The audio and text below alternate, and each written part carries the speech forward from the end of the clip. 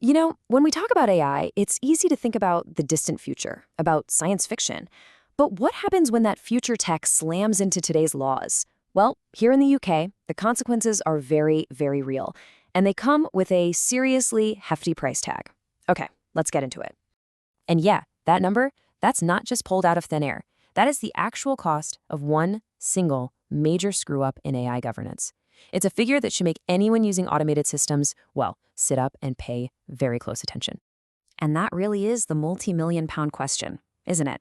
If you can get slapped with a fine this massive, you'd think there has to be some giant, crystal-clear AI law book you can follow, right? Well, the truth is, it's a whole lot messier than that. So here's the first big thing you gotta understand. The UK doesn't actually have a single law called the AI Act. Nope.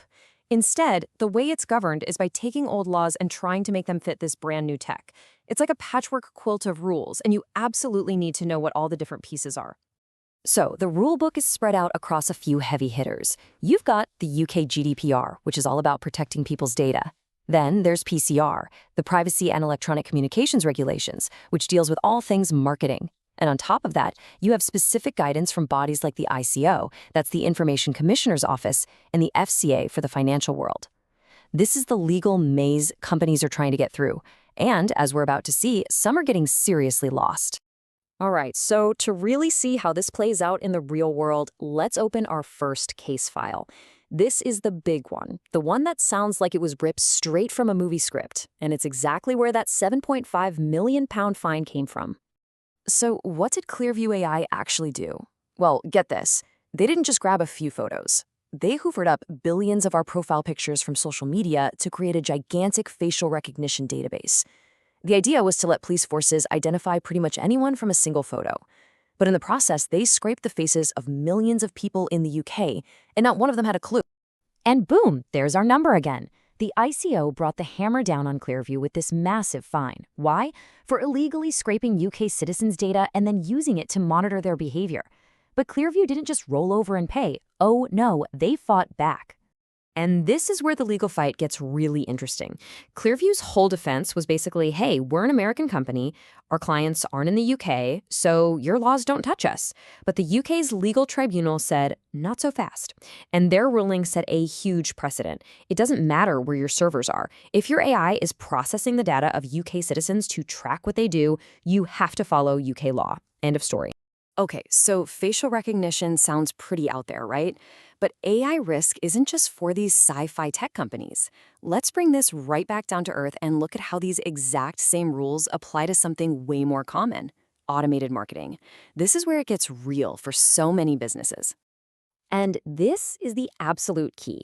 The same legal framework that took on Clearview AI also applies to the algorithms that decide who gets your company's latest email offer.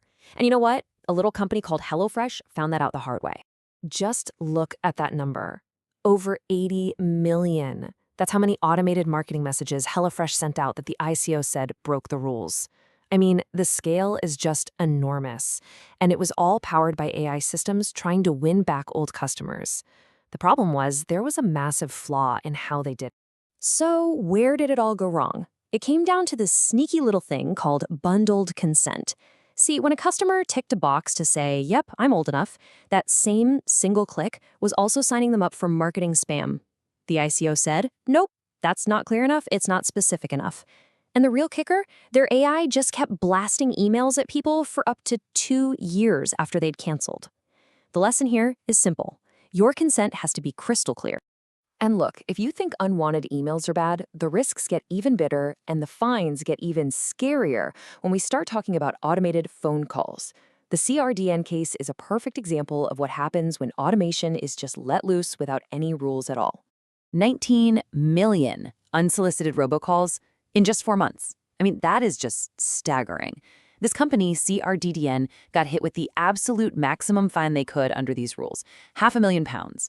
Their system just dialed and dialed, completely ignoring anyone who opted out and even hiding who they were. It's a brutal reminder that just because it's automated doesn't mean you can ignore people's consent. Now, these huge fines feel very new, very now, right? But actually, the core principles behind them were established years ago in this foundational case that involved two absolute giants, Google's DeepMind and the UK's own National Health Service. This is basically the textbook case for AI ethics in the UK. 1.6 million. That's how many patient health records the Royal Free NHS Trust just handed over to DeepMind. Now, the goal was amazing. Build an AI that could spot patient emergencies before they happened and save lives. But even with the best intentions in the world, the way they did it broke one of the most fundamental rules of data protection.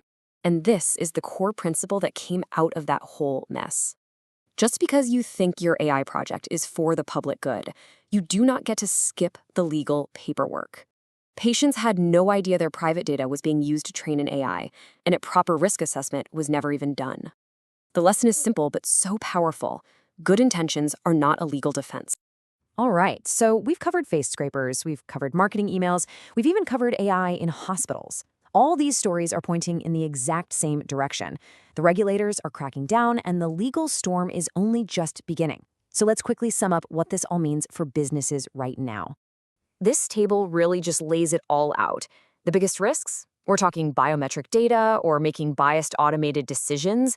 They fall under UK GDPR.